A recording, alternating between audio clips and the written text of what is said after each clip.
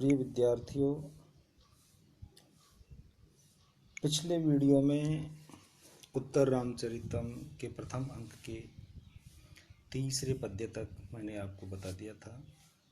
ये जो तीसरा पद्य है, वसिष्ठाधिष्ठिता दिव्यो गता रामस्य मातर अरुंधतीं पुरस्कृते यज्ञे जामातुराश्रमम, अर्थात वशिष्ठ के संरक्षण में राम की माताएं कौशल्या आदि देवियां अरुंधति को आगे करके यज्ञ में सम्मिलित होने के लिए जामाता ऋष्य शृंग के आश्रम में गई है। ये पद्य सुनने के बाद सूत्रधार पूछता है। सूत्रधार नट से पूछता है, क्या पूछता है? वैदेशिको अस्मि इति पृच्छामि कै पुनर्जामाता। सूत्रधार कहता है कि मैं परदेशी हूँ, वैदेशिक हूँ, अतः पूछ रहा हूँ, पृच्छामि पूछ रहा हूँ, कै पुनर्जामाता कि ये दामाद कौन है। तो नट कहता है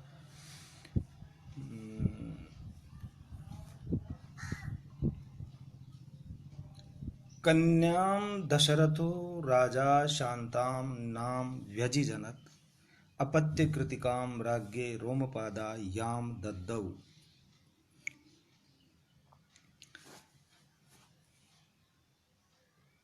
आगे कहते हैं विभांडक सुतस्ताम ऋष्य श्रृंग उपये में तेन से सांप्रतम द्वादश वार्षिकम सत्रम आरब्धम तद अनुरोधात कठोर गर्भाम अपि जानकीं विमुच्य गुरुजनस्तत्र यातः है। नट कहता है कि इसका अन्वय इस प्रकार होगा कि राजा दशरथ है शांताम नाम कन्याम व्यजिजनत याम अपत्य कृतिकाम राज्ञे रोमपादाय ददौ। तो जामाता जब बोला ना, तो नट ने जब जामाता बोला तो सूत्रधार ने पूछा कि ये जामाता जी कौन है। तो उसके जवाब में नट कहता है कन्याम दशरथो राजा शांताम नाम व्यजिजनत अपत्य कृतिकाम राज्ञे रोमपादा याम ददौ। राजा दशरथ ने शांता नाम की एक कन्या को जन्म दिया।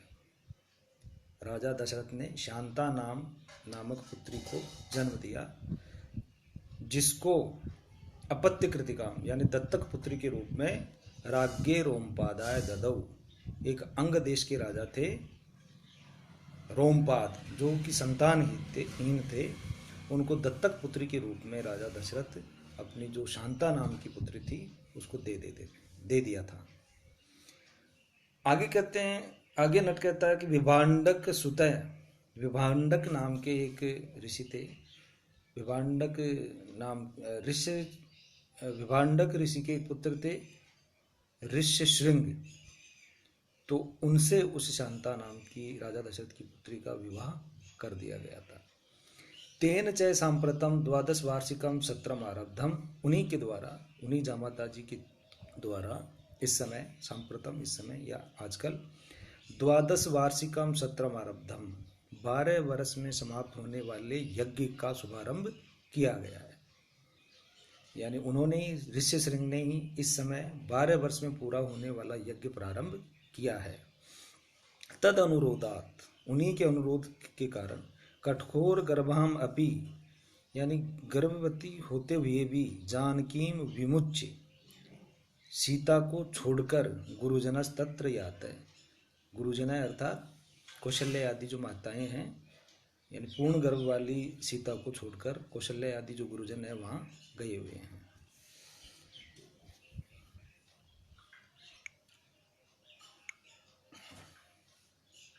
संस्कृत व्याख्या इसकी इस प्रकार होगी, राजा दशरथ है अर्थात नृपो दशरथ है, शांताम नाम कन्याम पुत्रीम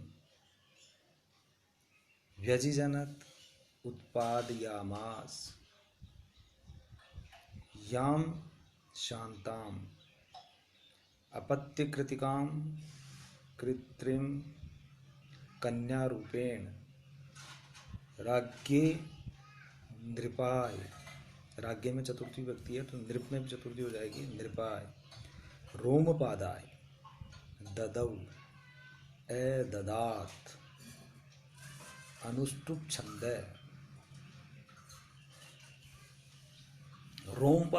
रोमपाद अंग देश का राजा था।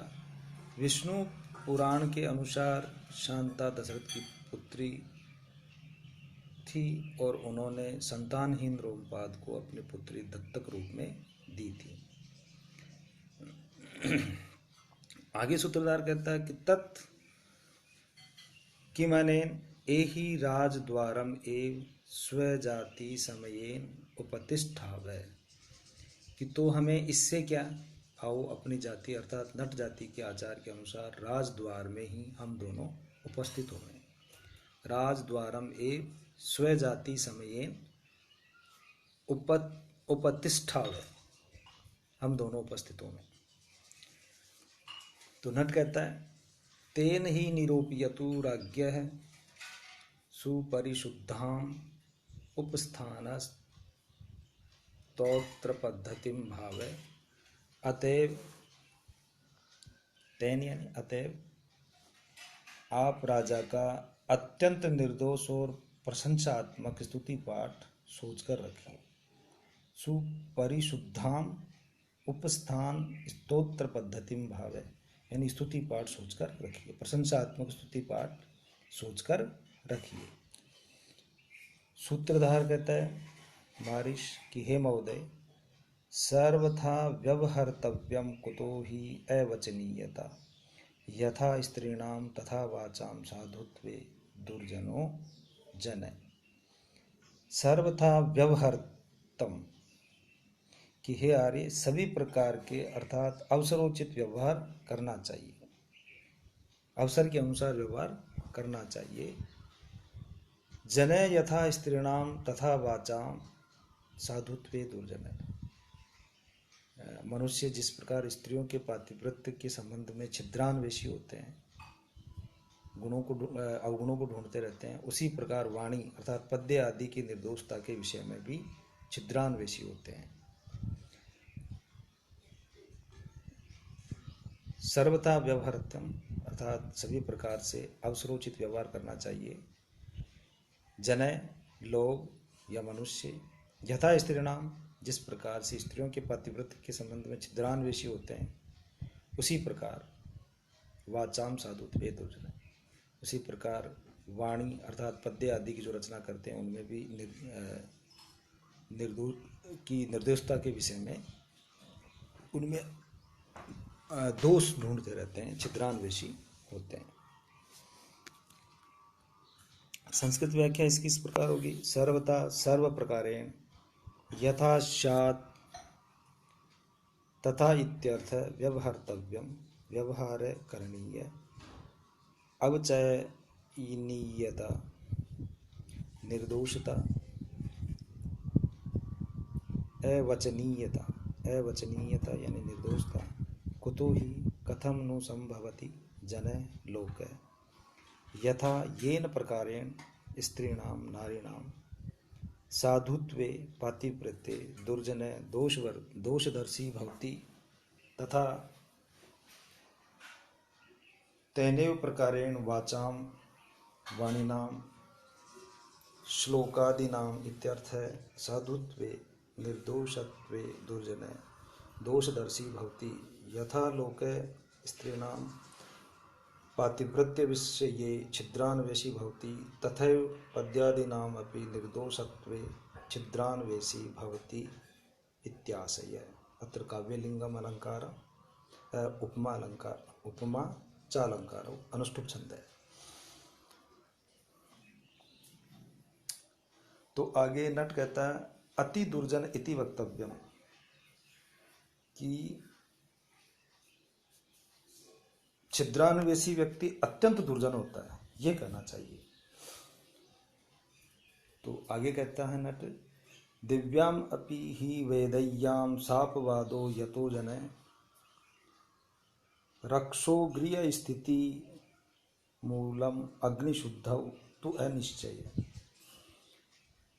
कि आगे कहते हैं यतो ही यानी कि क्योंकि जने लोग दिव्याम वेदैयाम अपि सापवादय, साध्वी सती साध्वी सीता पर भी लांछन लगाते हैं, अपवाद लगाते हैं, यानी उन पर लांछन लगाते हैं।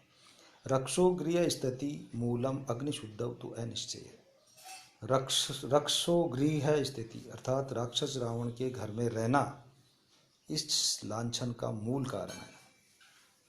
अग्निशुद्धौ तु अनिश्चय, अग्नि परीक्षा के द्वारा सीता की निर्दोषता के विषय में तो लोगों में कुछ अविश्वास है। अनिश्चय अर्थात अविश्वास है।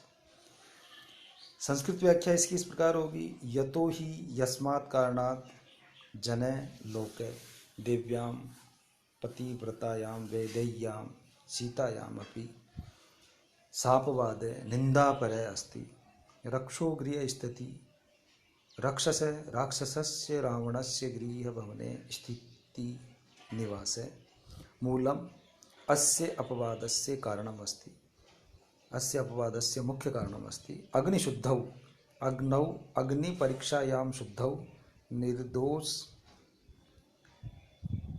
निर्दोषता विषय तु तर्हि अनिश्चय अनिर्णयः अविश्वासः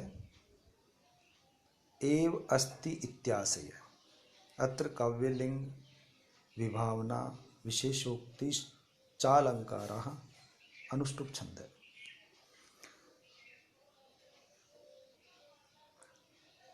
रावण की पराजय और उसकी मृत्यु के पश्चात परगृहवास के कारण राम ने सीता को स्वीकार करने से मना किया। फलस्वरूप सीता ने अग्नि परीक्षा के द्वारा अपनी शुद्धि का निश्चय किया। वह अग्निचिता में प्रविष्ट हुई। अग्नि ने मूर्त रूप धारण करके राम को सीता अर्पित की और कहा कि इसमें कोई दोष नहीं है। इस प्रकार की माता सीता ने अग्नि परीक्षा दी थी। सूत्रधार कहता है, यदि पुनरियम किम वदंती महाराजम प्रति संदेहित तथा कष्टम शात। यदि ये किंवदंती, ये अफवाह महाराज तक पहुंच जाएगी तो अनर्थ हो जाएगा। कष्टम शात यानी कष्ट होगा, अनर्थ हो जाएगा। नट कहता है, सर्वथा ऋषयो देवाश्च श्रेयो विधाशन्ति परिक्रम्य भो भो क्व इदानीं महाराज आकर्ण्य एवं जना कथयन्ति। अब यहाँ से आगे अगले वीडियो में पढ़ाया जाएगा। Thank you.